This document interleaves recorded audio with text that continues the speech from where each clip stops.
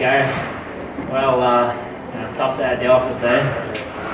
I just want to thank people, everybody for coming. I was a bit disappointing today. I fought a guy.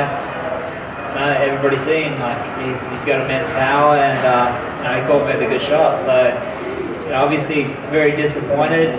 We had a pretty good game plan going out there. Things were going to plan to an extent, but I guess you make one mistake and you pay the penalty. So that's what happened tonight, and unfortunately you can't win them all, but I'll definitely be back.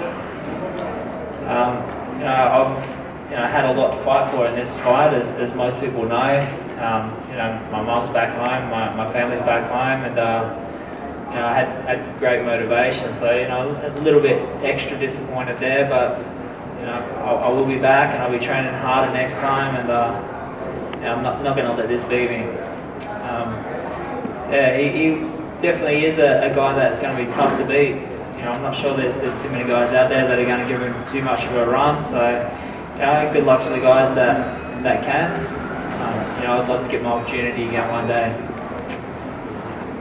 Daniel, you landed that punch right down the pipe. Have you ever had any kind of comeback against the team or something like that?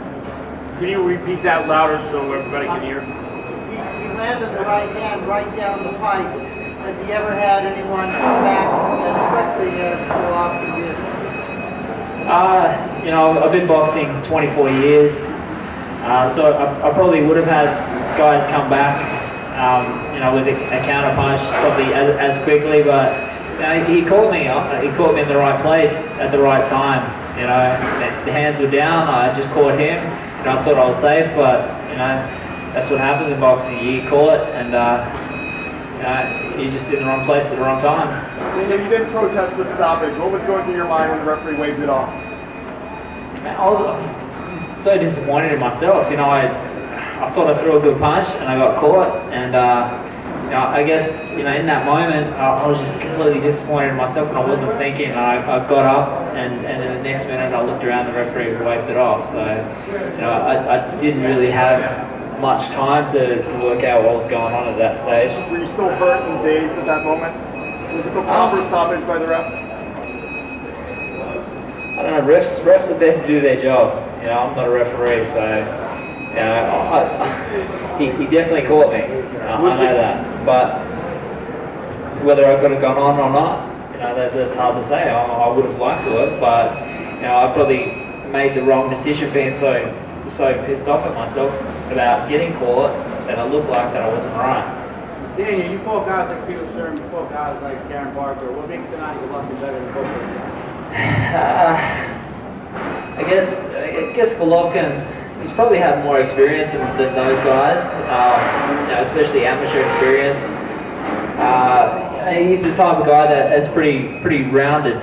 He's got good footwork. I think I've said all this before. Like we knew what he was about. He's got good footwork. He's got great timing, which means he's going to have great power as well. He's got a good sense. Of his distance. He knows, where everybody is at any time. So, that makes it tricky. And, you make one mistake, which I did tonight, and I pay the price. And I think what everybody here wants to know, after 44 years of boxing, is he the hardest puncher you tasted? In my 24 years, is he the hardest puncher? He'd probably be up there for sure. I've been hit by a lot of people, so it's hard to remember every single one. Were you taken aback by the level of power? Did it surprise you?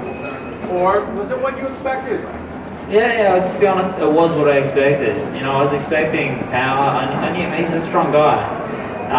And he has good timing as well. Like I said, good timing for work, and it means he's going to have, great amount of power. So, we were expecting that. I was a little bit disappointed. He got caught a couple of times in the back of the head, and that always rattles you a little bit. But he caught me with a good shot in the end, and that's what matters. Daniel, do you think it's the footwork and the way he constantly cuts off the ring that sets everything up for him?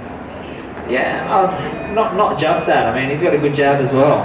He's got a good, hard, straight jab, and you know, he's able to keep people in exactly the right spot. He hits them with the jab, and you know, they don't know that the next big one's coming after that. So you know, he's got a rounded set of skills. Daniel, you lost amateur fight against Golovkin. This fight many years ago have an effect tonight. No, this fight had no effect on my mind whatsoever. I mean, yeah, the fight that we had, what was it, 12 years ago or 13 years ago, had no effect on this fight tonight. I mean, we were completely different fighters back then. It was 2001.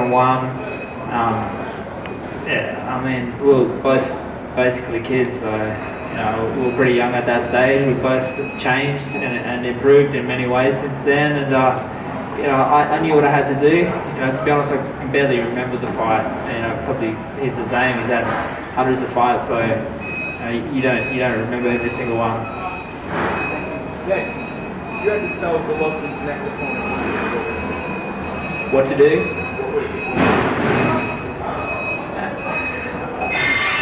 I guess you just got to make sure you go out there with confidence.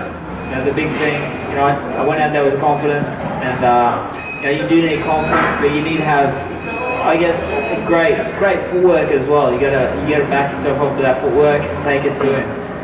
You know, there were a couple of times when I did take it to him, and you know, I felt good, but I just sort of slipped a couple of times into, you know, falling into things that I shouldn't be doing. And unfortunately, you know, if you do that against the puncher, then you know, it's not going to be good. At the end of the fight,